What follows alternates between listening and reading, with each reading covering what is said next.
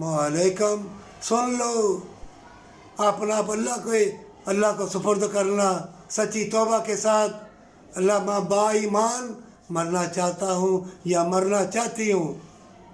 फिर ये फितने वाले लोग चाहे सोने की गाड़ियाँ लेके आए, चाहे नंगे आए, देखोगे सब बेलबाज कॉलेज यूनिवर्सिटियों में, हॉस्टलों में, कारखानों में, फर्मों में, बागों में, जगह जगह बेहया लोग देखोगे। ऐसी खुराकें तुम्हें दी जाएंगी कि तुम खुद ही अपना लिबास उतार दोगे।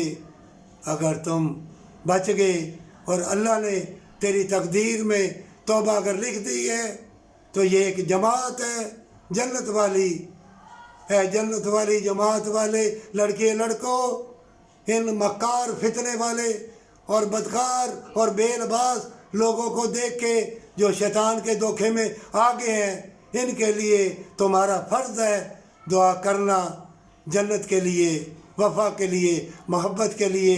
अल्लाह मोमिनों की दुआ कभी रद्द नहीं करता। जान लो, घर बैठ के दुआ करोगे, हवाओं के ज़रिए, बादलों के ज़रिए, फूलों के ज़रिए, तुम्हारी तड़प के ज़रिए, तुम्हारी सोचों के ज़रिए, और तुम्हारी जो उल्फत और प्यार है जिसमें अल्लाह की रहमत है, उसके ज़रिए तुम्हारा पैगाम जाएगा उनके लिए जो शैतान मकरो फ़रेब और दुनिया के सोने चांदी के महल दिखा के और नंग मनंग दिखा के वो ज़िल्लत के गड़े में ले गया है।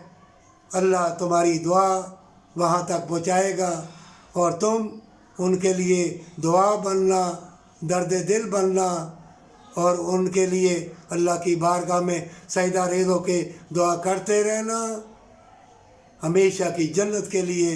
अल्लाह तुमको भी उनको भी सच्ची तौबा के साथ हमेशा की जन्नत देगा। ये लिख लो मेरी बात। इन फितनों से बचना आजकल की ज़िंदगी में मुहाल होगा। डटे रहना, ये एक मुकाबला है जन्नत के लिए, हमेशा की जन्नत के लिए। इतनी सी ज़िंदगी में नशेब व फराज, ये सोने चांदी के महल देख के बदल ना जाना। ये शहूद, ये अल्लाह को नाकाम पसंद है।